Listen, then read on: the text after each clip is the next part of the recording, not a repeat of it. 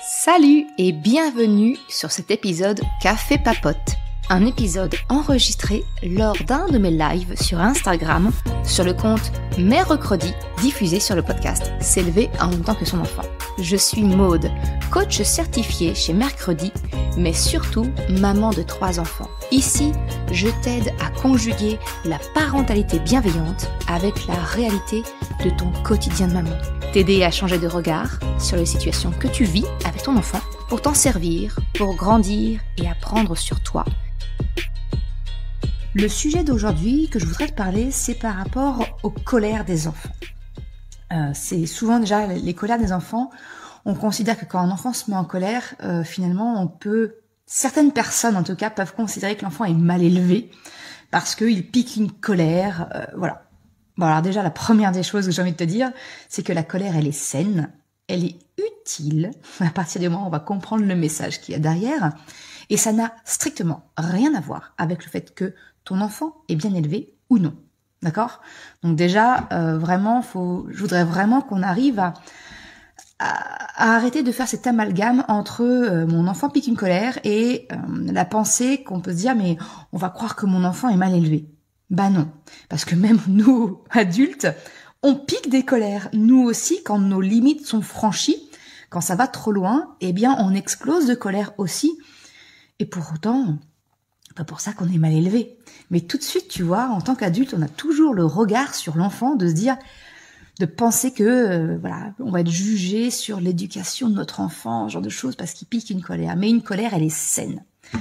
Mais en fait, c'est pas vraiment le sujet. C'était pas l'idée première que j'avais pour ce café papote. L'idée première, elle vient d'une discussion que j'ai eue avec mon fils il y a quelques jours. Il y a pas plus tard que ça. Et mon fils, en fait, il est venu me voir spontanément et il m'a demandé, maman, est-ce que je peux avoir un câlin ? Et il se trouve qu'à ce moment-là, on était un peu en tension, lui et moi. On n'était pas d'accord, on s'est fâchés.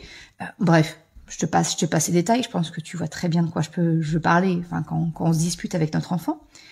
Et pour autant, il est venu me demander un câlin et il me posait la question, l'autorisation de est-ce qu'il avait le droit à un câlin quand même ou non. Et ça, tu vois, pour moi, ça a été la démonstration qu'il faut que je renforce cette notion où je dis toujours à mes enfants, ils auront toujours le droit à un câlin de ma part.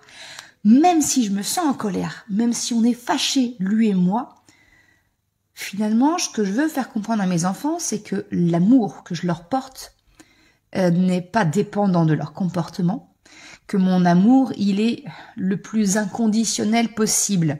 Ça, c'est quelque chose dont je parle pas mal dans mes accompagnements et dans mes formations. L'amour inconditionnel d'un parent pour son enfant, il est naturel. Pour autant, l'amour inconditionnel, c'est-à-dire l'amour donné sans condition, c'est très très difficile dans les faits. Parce qu'en fait, très souvent, on va vouloir attendre quelque chose en retour, un bon comportement, voilà. Donc en fait, l'amour sans condition, c'est quelque chose qui peut être compliqué. Si ça te questionne un petit peu, je sais que j'ai un épisode de podcast, au moins un, qui traîne quelque part, qui parle de l'amour inconditionnel. Là, on est en live, c'est le principe même des cafés papotes, c'est que je ne prépare absolument rien, si ce n'est le sujet. Donc, une fois que le live sera terminé, tu auras le replay sur Instagram et tu auras le podcast dès mardi, directement l'épisode sur le podcast, et je mettrai tous les liens dans les descriptions partout. Donc, je vais prendre le temps après de le rechercher, ce fameux épisode où je parle de l'amour inconditionnel, et je te le mentionnerai. Ce que je veux te dire, c'est que finalement, ce que je peux t'encourager en tout cas, c'est de faire en sorte que même si tu es en colère avec ton enfant, c'est de ne pas refuser ton amour. Parce que notre amour en tant que parent, c'est ça en fait qui participe à la sécurité émotionnelle des enfants. C'est de se dire que quoi qu'il se passe, ils sont toujours sûrs et certains de notre amour. Même si on est fâché, tu vois. Et quand mon fils est venu me voir en me disant « Maman, je peux avoir un câlin ?» Et bien sûr. Et c'est au contraire, en plus, tu vois, c'est quelque chose, c'est ça qui est étonnant, c'est que c'est quelque chose dont je parle beaucoup dans mes formations, à savoir dans comment accueillir une émotion, même si ton enfant explose de colère, propose-lui un contact, propose-lui un câlin. Parce que, ça va accueillir physiquement l'émotion de ton enfant. Toi, Ça peut aussi, tu vois, enfin, c'est un échange d'ocytocine, tout ça. Donc, même si on n'est pas très ouvert, enfin, je veux dire, clairement, moi, comme mon fils, je sais pas, je vais prendre un exemple, c'était pas le cas, mais un exemple au hasard, il me manque de respect, il me parle mal ou autre, je suis vexée, je suis blessée, je veux pas te dire que j'ouvre grand les bras et viens mon amour, on fait un câlin. Bien sûr que non, ce serait complètement utopique et ce serait complètement faux. Et ça, tu sais que l'authenticité, ça me tient à cœur. Voilà, mes enfants, je ne leur mens pas et je leur mens pas encore plus dans mon comportement, si tu veux. Donc, je ne vais pas refuser un câlin. Évidemment, ça sera pas le même câlin que quand je déborde d'amour et qu'on fait un gros câlin. Mais ce que j'ai remarqué, c'est que quand on se fait un câlin et qu'on est en colère, lui ou moi ou elle, enfin voilà, ça dépend, ça peut être ma fille aussi, c'est que finalement, ça nous apaise rapidement tous les deux. Et le câlin qui est un peu forcé quelque part au départ, parce qu'il n'est pas inné, ben il devient sincère et il devient profond le plus longtemps en fait qu'on reste l'un à l'autre. Et finalement, c'est peut-être ça le but de mon échange, c'est de te rappeler que même si tu as une émotion forte avec ton enfant, que ce soit la colère ou autre chose d'ailleurs, eh bien l'amour, le câlin, c'est un excellent moyen de sécurité affective pour ton enfant, de recharge pour toi également. Et bah finalement, si tu sais pas accueillir les émotions de ton enfant, bah c'est le moyen le plus sûr et le plus simple et le plus inné que tu as à ta disposition, que tu sais faire. Je parle beaucoup, je me bois un petit coup. Profites-en si tu as une question, parce que je vois que vous êtes plusieurs, même si j'avais pas prévenu de ce live, vous êtes plusieurs à m'avoir rejoint, donc si vous avez des questions sur les colères, surtout, bah, n'hésitez pas, parce que c'est aussi ça le but du Café Papote, c'est censé être un échange. C'est pour ça que ça va devenir un rendez-vous. Faut que je réfléchisse un petit peu à quel moment on pourra faire ça, toi et moi, ensemble en live, mais le but c'est vraiment une interaction.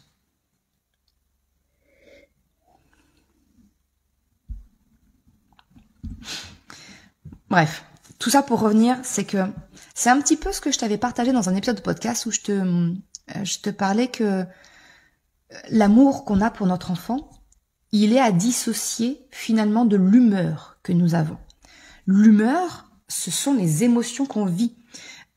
Donc par exemple, bah, je suis en colère, je suis fâchée avec mon fils, donc mon humeur, clairement, elle n'est pas au beau fixe à ce moment-là, on est tendu, mais mon amour pour lui, il est toujours là. C'est un petit peu comme finalement le soleil qui est toujours présent. C'est un astre à des millions d'années-lumière de nous, donc il est toujours présent. Simplement, eh bien, des nuages, la pluie, l'orage ou autre peuvent venir nous donner l'impression qu'il n'est plus là, mais en fait, il est toujours là. Il est juste derrière, caché derrière.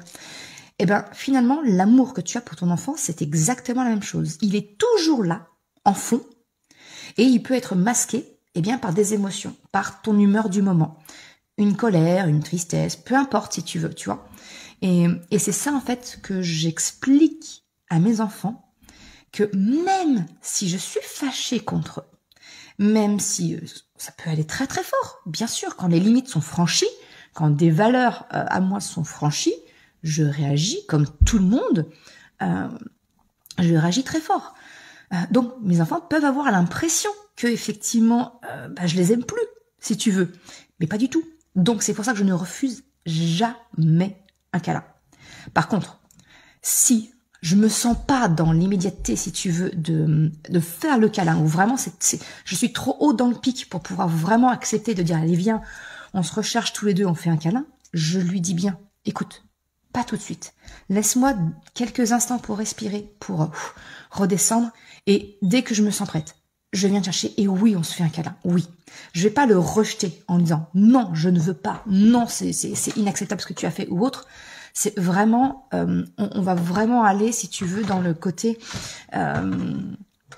plutôt de temporiser, mais de dire que oui, le câlin reste une possibilité et c'est vraiment quelque chose qui va être possible. Ouais, il y a mon mari qui vient juste de passer derrière. C'est pas grave. Quoi? Oui, mais voilà. Bref, donc tout ça pour te dire, je reviens au sujet, je me recentre.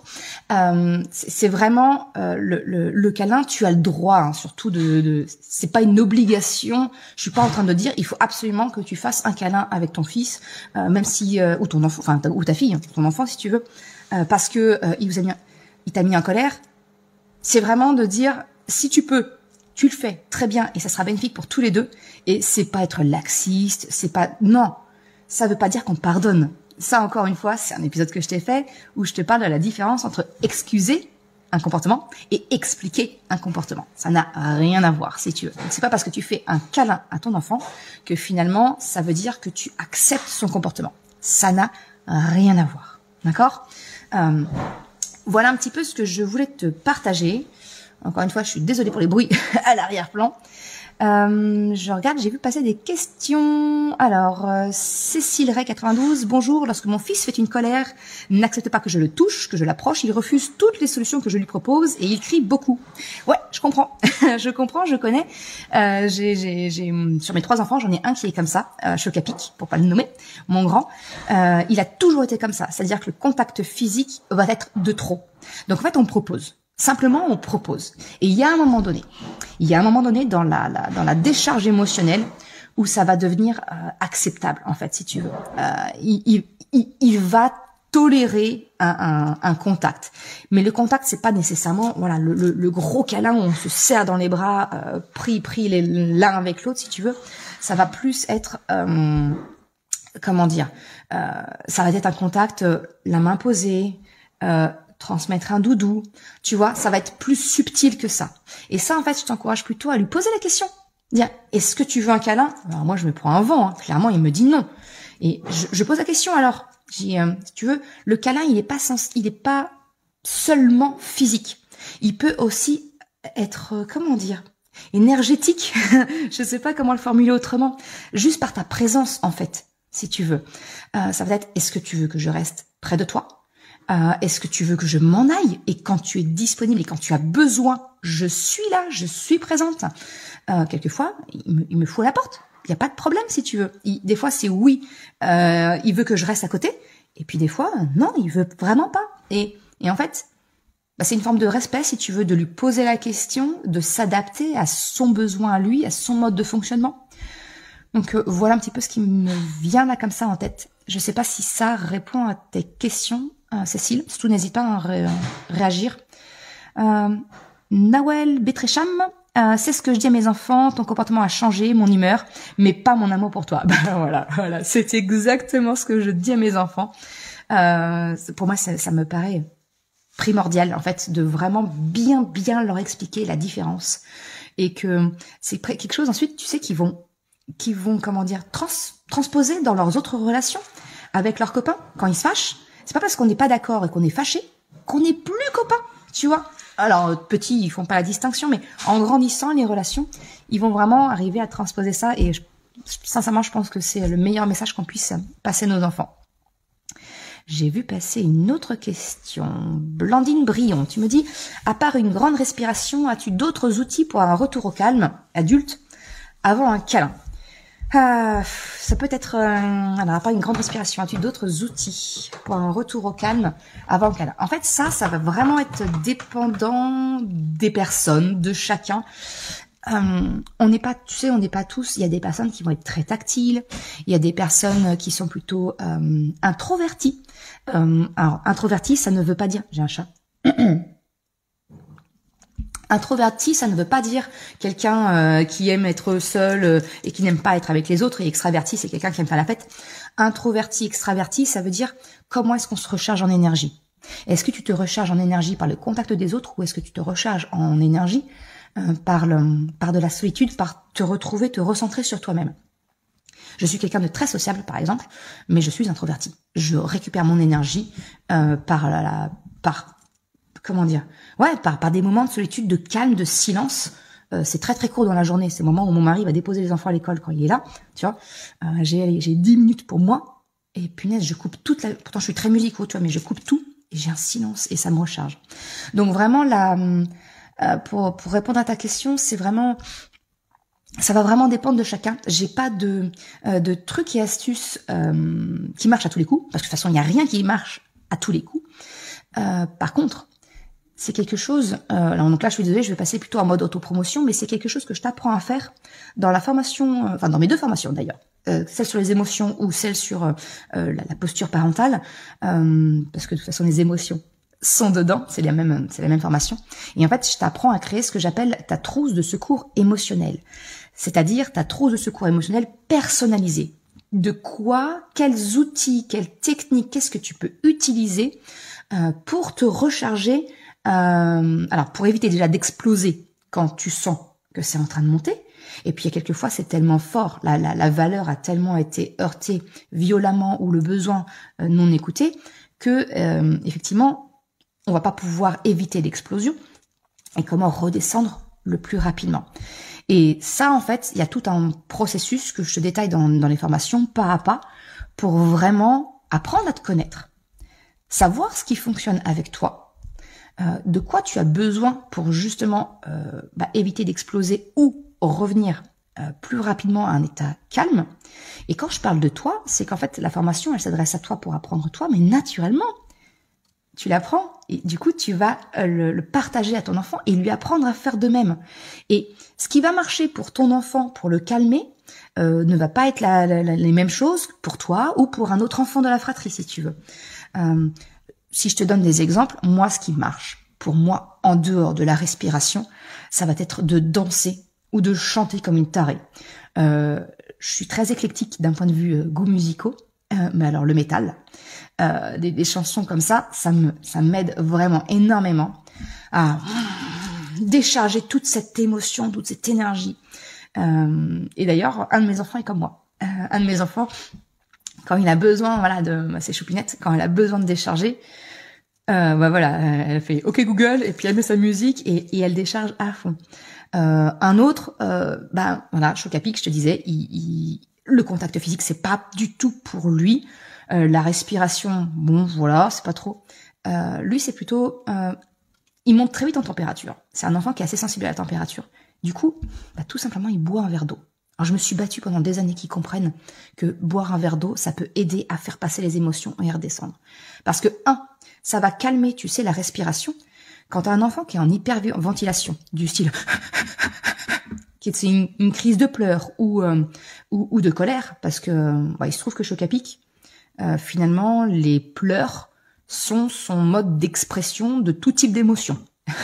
Que ce soit la tristesse qui est tout à fait classique, mais aussi la colère. Il se met à pleurer quand il est en colère, il se met à pleurer de joie quand il est heureux. Et finalement, un verre d'eau, ça vient couper cette respiration en saccade. Ça vient rafraîchir, donc diminuer la température corporelle. Parce que quand on est en colère, si on dessine un bonhomme tout rouge, c'est qu'il y a une raison. C'est qu'on a une température corporelle qui augmente. Donc voilà, le verre d'eau, ça peut être aussi une astuce, tu vois. Il y a beaucoup de choses. T'as vu ma réponse, donc super. Vraiment, c'est personnel. Mais ça effectivement, je peux t'y accompagner à identifier ce qui fonctionne avec toi et identifier ce qui fonctionne avec ton enfant. T'apprendre à toi que tu sois capable de comprendre comment fonctionne ton enfant, c'est quoi ses préférences, pour pouvoir l'aiguiller et lui proposer comme ça des éléments qui lui permettent de pas exploser ou de revenir plus calmement. Voilà, je pense que j'ai fait le tour. Tu testes le verre d'eau dès ce soir, Blandine. Mais écoute, sincèrement, après toi potentiellement lutter, je pense que Chocapic, je lui ai proposé pendant 2-3 ans. Au début, c'était non, et il finissait par le prendre. Maintenant, il va avoir 11 ans cet été, il le prend de lui-même, ou il me le demande. Donc vraiment, c'est pas parce qu'on a un truc qui marche pas que ça marchera jamais, en fait. C'est un petit peu comme le principe de semer une petite graine. Tu sais pas si ça va germer, pas germer, dans combien de temps.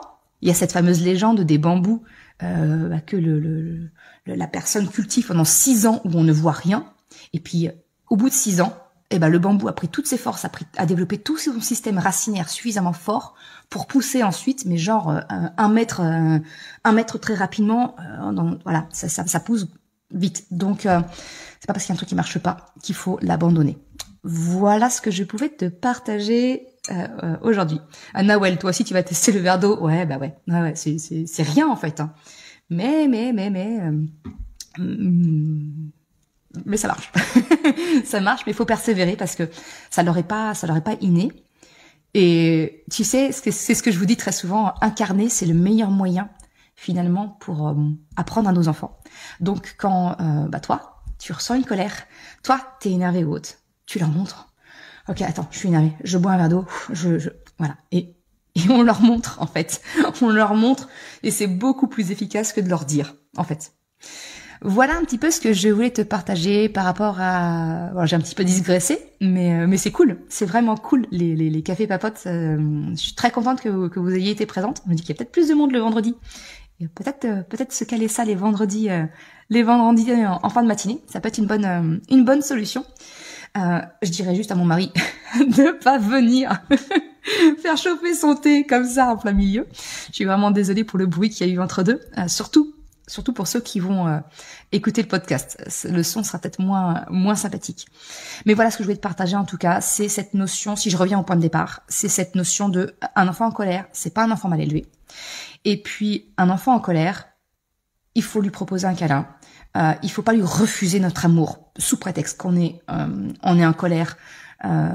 Pour une forme de... En fait, c'est une punition émotionnelle, si tu veux. En fait, si je dois t'amener le truc, c'est que vraiment refuser un câlin à un enfant, c'est un retrait d'amour. Et vraiment, c'est pas cool en fait. C'est pas assurer la sécurité émotionnelle de ton enfant, tout simplement. Voilà. Bon, de toute façon, le sujet, je pense, pourrait faire l'objet d'un épisode de podcast construit. Je construis ma pensée, je construis ma logique et je t'explique tout ça parce qu'il y a vraiment beaucoup à dire. Mais en tout cas, c'était la petite prise de conscience que je voulais te proposer aujourd'hui. Blandine qui me dit le mercredi c'est plus compliqué avec les enfants. Ouais, et bien c'est pour ça que le mercredi je ne suis pas sur les réseaux sociaux parce que c'est effectivement une journée que je passe avec mes enfants. Donc il n'y a pas de contenu proposé le mercredi. Je relaye très rapidement en story les quelques éléments de la semaine quand il y a quelque chose, mais effectivement les mercredis ne sont pas une possibilité chez moi. Je suis avec mes enfants. Bref, s'il n'y a pas d'autres questions, j'ai envie de te dire c'était vraiment chouette d'avoir pu échanger en direct avec vous. Un vrai plaisir. Et sur ce, je te souhaite une excellente journée. Je te remercie d'avoir écouté cet épisode jusqu'à la fin. Si tu souhaites soutenir le podcast pour m'encourager à continuer à créer des épisodes, tu peux le faire sur le site mercredi.com/soutien en me faisant un don libre.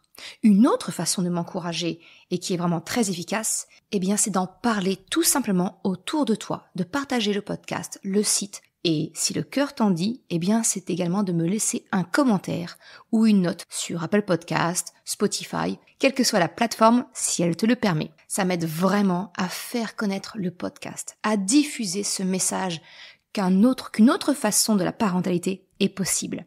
Un grand merci à celles et ceux qui prennent le temps de le faire, mais également ceux qui m'envoient des messages privés. Ça me fait toujours très chaud au cœur. Je te souhaite une excellente journée, après-midi, soirée, quel que soit le moment où tu écoutes, et je te dis à très bientôt pour un nouvel épisode. Ciao!